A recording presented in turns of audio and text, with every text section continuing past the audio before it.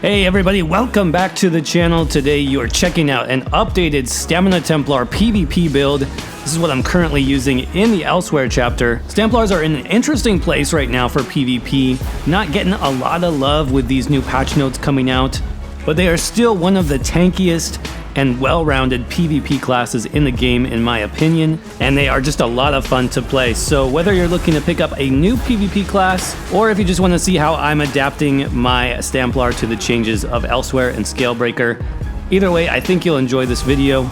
As usual, we'll cover the stats, the gear options, the skills that we are using, and more coming up next.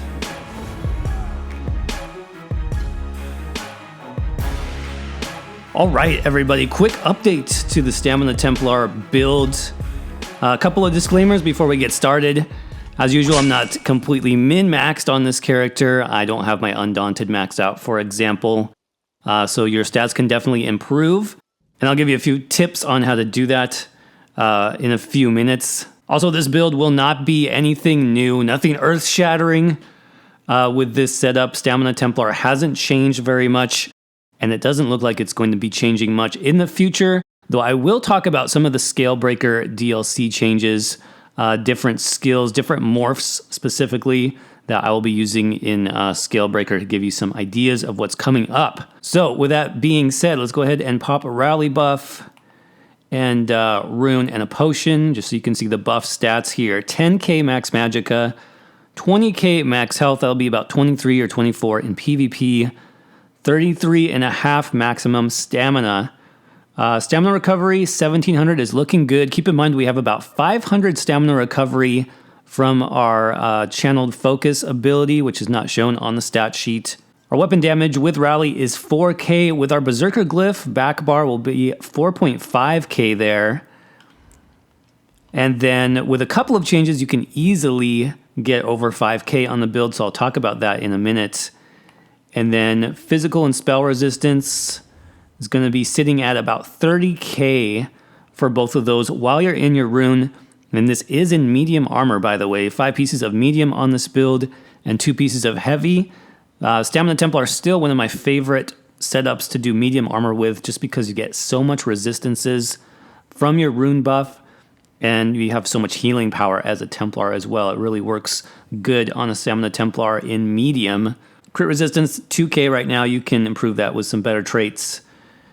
Stamina, 64 points as expected. For the food, we are using the Dubious Cameron Throne drink. This has to do with one of our sets. It's very good in general, just for giving you max stamina, health, and stamina recovery. Now, I did decide just to use the Steed Mundus here. I personally really like the Steed Mundus. I like it for the movement speed. 10% movement speed is really good. And then the health recovery is not bad as well. That gets amped up with our potions. You can even use Troll King as your helm and get even more health recovery. So I do like that. Obviously, you can run the Warrior Mundus, and that's another way that you can get over 5k, is just swap that out for the Warrior if you prefer.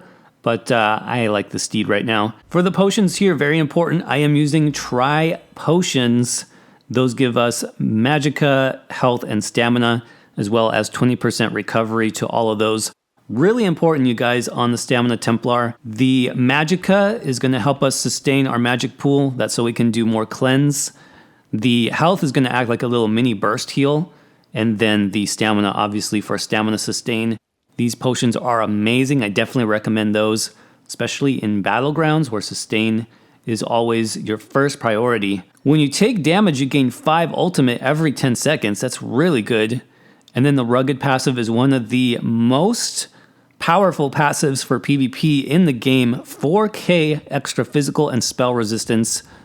You guys, this is what gives us about 30,000 resists as a medium armor build. It's really good, especially if you're going to be taking your Stamina Templar into battlegrounds, for example. You have less defensive CPs to kind of carry you, and so resistances become very, very important in a no CP environment. So I definitely like Nord. Second choice would probably be Orc, because you get the movement speed, you get the weapon damage, which is pretty sweet. So I think that covers the basics. Let's go ahead and jump into the gear sets next. Again, nothing really new here. I'm using Spriggans as the first 5-piece set. This gives us 2 max stamina bonuses, which is really nice. weapon damage bonus, and then for the 5-piece, we get 3370 physical penetration. This just lets us do a lot more damage with our abilities. It's great in CP or no CP, doesn't matter. It's one of the best damaging sets in the game. If you play stamina, you need this set. Get it. So I am running this on my weapons. As far as the weapon type, I definitely recommend a two-handed maul on the front bar. That's because mauls give you extra physical penetration. Again, just going with our Spriggans and the physical penetration bonuses that we get, this is going to make us do a lot of damage. Nirn-honed as the trait because it gives you even more weapon damage. You can see you get 1806 weapon damage for a Nirn-honed two-handed gold weapon. Very good. I am using the Absorb Stamina enchantment on this, and that's mostly because I play in Battlegrounds the majority of the time. So I find that little bit extra sustain off that glyph is actually pretty useful. That procs every time you do a light attack, or when you're doing a gap closer, when you're doing your execute, it procs off a lot of things. So it's very good for sustain. Now currently I am using the Spriggan's bow as well, and I'll give you some options for this too in a minute. The only thing that you really need here is you need an infused bow. So infused is super important because this amps up our Berserker enchant. You see it there, 452 weapon damage every 5 seconds. And that's actually a little bit more like 500 because that gets amped by Major Brutality and our medium armor passives. So it's actually quite a bit more. So infused bow on the back bar. And then you can just run 3 more pieces either on the jewelry or the body. It really does not matter with the way I've set this up. It's going to depend a lot more on the drops that you get from your other set. Speaking of which, the other set that we're using is going to be the Bone Pirate set. Again, this set has been in the game forever, but it's really great on Stamina Templar build for a couple of reasons. Number one, you just get a lot of stats. This is very stat dense. You get max stamina, stamina recovery, stamina again, and then about 2k stamina and 150 stamina recovery for the 5-piece, which is really solid. It's hard to pass this up, especially if you enjoy Battlegrounds. You really need the extra stats on your build. Now this drops from a dungeon, Blackheart Haven dungeon, so those are bind on pickup. You'll have to farm this yourself.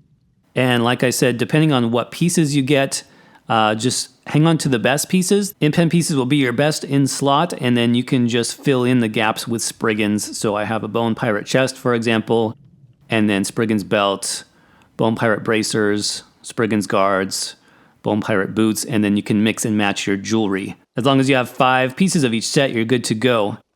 Now speaking of jewelry, another reason why I really like Bone Pirate is because I can swap out traits on my jewelry for a lot more weapon damage. So you can see this Bone Pirate's necklace. I've trait changed this to infused. That gives me 278 weapon damage. I have another ring here, also infused, another 278 weapon damage. And I ran out of trait change gems. If I had enough, I would make this infused as well. So with the Bone Pirate set, you just have so much stamina that you can basically trait change all of your jewelry. And this would be another way where you could get up over 5k weapon damage very easily on this build. Just change those from robust to infused. And again, as far as our enchants, they're all weapon damage. So that brings us to the final set. Talking about our monster helm, Head and Shoulders, what I've decided on here is actually just mixed sets. So I'm using 1 piece of Veladreth. This gives me 124 weapon damage. And then I am using 1 piece of Pirate Skeleton. This gives me 2871 physical and spell resistance. Now I've been doing this the past few weeks because it seems like the developers are really into nerfing monster sets right now. We saw recently this past week, Pirate Skeleton got nerfed. Veladreth got a damage nerf a few weeks ago as well. And so I wouldn't actually be surprised if they ended up nerfing more of the stamina sets. I think that could actually be coming in the next few weeks. Sets like Troll King or Bloodspawn might be on the chopping block next. So I just wanted something kind of nerf-proof. This is my idea of a nerf-proof build for Stamina Templar. I'm just not going to run a monster set anymore. This gives me really well-rounded resists, and it gives me really solid weapon damage So this is what I like running personally right now. Now, if you want to, you can still run Pirate Skeleton. It's not going to be nerfed until the Scalebreaker DLC, so you can definitely use it for now. Pirate Skeleton works really well on both Stamina and Magicka Templar, so I recommend using it if you have it for now, but just keep in mind, next patch, this is going to give you major defile, and the uptime is only going to be 50%. So it won't be quite as good. Your other option is going to be something like Blood Spawn. You can run 2 pieces of Blood Spawn. This gives you very good stamina recovery. Ultimate Gen is going to be excellent on your Nord, and then the extra physical and spell resistance is going to be very good. Now, if you're like me and you're just tired of Monster Helm nerfs, you can also choose to run arena weapons and just forget your monster set pieces completely. Another really good option here is going to be the Master's Bow.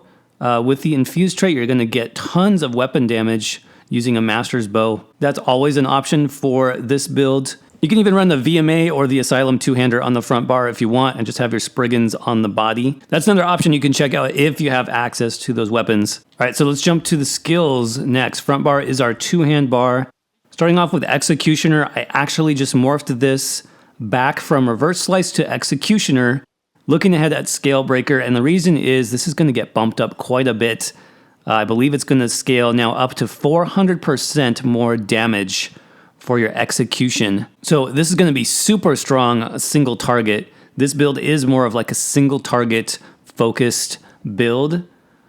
So keep that in mind. If you want to be more AoE focused, you can still run the Reverse Slice morph there. It does less damage, so keep that in mind as well. I also switched up my gap closer. I was running Stampede for the snare here, and I decided to swap back to Crit Rush. Crit Rush is getting a buff as well in the Scalebreaker DLC. This is going to scale up now 50% more damage, up from 40. So the fact that this is always a crit, the fact that this does more damage the further that you are away, this skill can do a lot of damage. One of the hardest hitting gap closers in the game for sure. So I like this as well for that single target focus for this build. Next up, Power of the Light. It's just kind of the classic Stamina Templar ability. It does some decent upfront damage, very cheap to cast, and it copies all the damage for 6 seconds and puts out 20% of that damage at the end. Also applies Minor Fracture, Minor Breach. So this is a great skill going up against tankier builds. That's very good for small group and group-oriented PvP battlegrounds. This is a great skill to have. We also get some ultimate for using this ability from our passives, which we'll look at in a minute. So I still very much like this on the front bar. I definitely recommend that. Of course, we've got Biting Jabs. Biting Jabs gives us passive Major Savagery. That gives us 10% extra weapon crit. Does the nice snare and the nice dot damage. I believe this cost is going to go down slightly in Scalebreaker. Also, the minor protection that we get from this is going to increase to 6 seconds. So you can see when I use this ability, you can see I get about 3 seconds there of minor protection. That's 8% damage reduction. That duration is going to be doubled in the Scalebreaker DLC, making it very strong as you're spammable on the front bar. And then, of course, Rally. This is just going to be our burst heal. Now, remember, we are losing the heal over time in the next patch, so that heal over time portion will go away, but we will get minor endurance, it looks like at this point, so a little bit extra stamina recovery is good, and you'll still get the burst heal there. And for our ultimate, I am still using Dawnbreaker of Smiting. I'm using this more for the stun. In AoE, it's very nice just to drop a stun on a small group in front of you. And of course, that burst damage, that AoE damage over time, and we do get a weapon damage bonus from this as well. Switching to our back bar, which is our bow, we've got Poison Injection. Now, from what I've seen, the execute portion of Poison Injection is going to be reduced a little bit next patch. It still should do pretty decent damage, but that's another reason why I thought I wanted to run Executioner on the front bar. I think the bonus execute from this should make up for some of the execute damage that we're losing off Poison Injection. You know, the other really nice reason why I like this, 2 reasons actually, is this is very easy to use to proc your Berserker enchant on the back bar. Obviously, also if you're using the Master's Bow, you're going to need this, but this is just a very easy source of weapon damage. And then also using the bow, it's a very easy source of Major Expedition, so you can roll You can get Major Expedition if you need to get out of trouble. That's really easy to do. Now we got Vigor on the back bar. It's just our heal over time. This is getting buffed substantially in the Scalebreaker DLC, so I am looking forward to that. And then next up, we got kind of a flex spot. I like Repentance here in this position. It's very good sustain, especially for Battlegrounds if you play that at all. You know that people die like every few seconds, and so the more corpses you have, the more stamina and healing you get back. You also get some minor buffs here on your back bar passively, which is nice. So the offensive rotation is really simple. You start off in your back bar, hit him with a poison injection, bar swap, gap close into your jabs, and then executioner. And then when you get a kill, you just swap back to the back bar, and you've got your repentance, and then you can start it all over again. So it's very simple to pull off this way. And like I said, Repentance just gives you a lot of sustain. Now, if your sustain is okay and you feel like you don't need it, maybe if you're playing in a champion points campaign, that's where you could run some other buffs here, like Shuffle, for example. Shuffle should be a lot better next patch, so that's another option you always have here on the back bar. But then last year, we just have our 2 buffs, Extended Ritual. This is our Cleanse. It's going to remove negative effects from us, up to 5 harmful negative effects. Gives us good healing as well, gives our allies a synergy, and it gives us really nice passives too. You can see while this is down, we get Minor Mending. That's that little green buff. That's going to give us extra healing. It also applies a snare in this massive area around us. So this is actually really good for escaping as well. If you get in trouble, just pop your Vigor, roll dodge so you have some speed, and then I'll lay down a ritual right there, and then enemies will have a really hard time following me because they're going to be snared as soon as they walk through this area effect. And then last up, you got to have it. It's Restoring Focus. Our rune gives us Major Ward, Major Resolve, and then also 50% extra physical and spell. That's why you want to stay in this as much as you can. So you want to like put this around a corner or something and then stay in it as much as possible because you get extra bonus resistance for staying in that circle. And then we talked about the recovery on this build. 240 stamina recovery every 1 second. That's equivalent to like 480 recovery on your stat sheet. So that's very good. For the ultimate here, you can do whatever you want for the most part.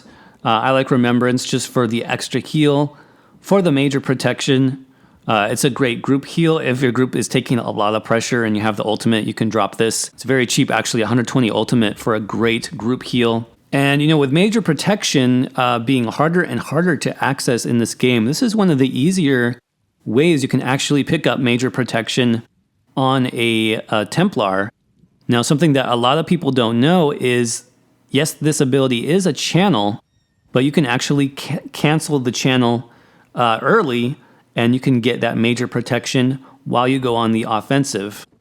So really, I don't have enough ultimate to show you, but all you would have to do is cast this and then either block or roll dodge out of it, and you will have that 10 seconds right here, 10 seconds of major protection while you go on the offensive. So that's something that you can use, like if you don't want to use Pirate Skeleton next patch, think about using that offensively. It's pretty strong. And then very quickly, let's talk about the passives that you need to pick up. In Adric's Spear, you want to grab all of these. Piercing Spear gives you 10% extra critical damage, which is really good. You need an Adric Spear ability slotted, though, for that passive. That's why you're going to need Jabs as a spammable. If you're not using Jabs as a spammable, you're going to miss out on that extra crit damage. So that's something to think about, definitely. Spear Wall is what we talked about with the minor protection buff. Currently 3 seconds of minor protection on the live server. You can see that little armor buff there, which it's nice actually. That's a newer addition to the Templar class, but now it's going to be bumped up to 6 seconds, which is going to be even better once the Scalebreaker DLC is live. Burning Light, this gives you some extra burst damage also on your jabs. This effect can occur every 0.5 seconds, so it's very strong. It's actually a reason why you might consider running Sweep here on your front bar ultimate. You can see Sweep does not do as much damage as Dawnbreaker of Smiting, but you do have the potential for Burning Light to proc there. So that is something you might want to try out for your front bar ultimate. The Burning Light passive just can do lots of damage very quickly.